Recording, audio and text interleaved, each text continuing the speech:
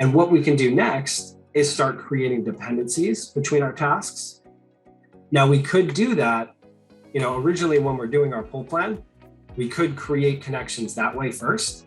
And it is very easy to do that, right? So I know that this inspection might lead to our pizza party, right? So I can create that dependency that, hey, we're not having that pizza party until the inspection is done, right? So if something pushes out, right, we do have this functionality where it does highlight it red, right? So that's just one example, right? I'll show you the example where maybe we're looking at the week, right? We have our 2 weeks open here. This might be our look ahead, right? We're trying to plan out those details, and we can create the connection between rough and electrical and drywall, right? So I might create this arrow, right? Create that dependency, and I can visualize that basically this is a start to finish relationship, saying that electrical needs to finish their work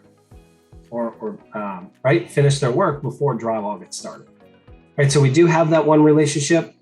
And if the task does push out, right, that's where we do have the red highlight.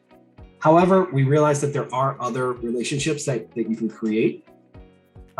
There might be a situation where there's a lag, right? Where rough and electrical can get started, drywall might follow somewhere behind them.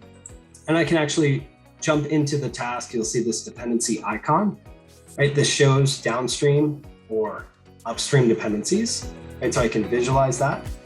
I can jump in here and I can actually resolve these sort of dependencies if I wanted to, right? And then create that kind of situation where there's a lag, or even a situation where there might be a start to start, right? So we do have different relationships that we can create. So there are a lot of different things that we can jump into.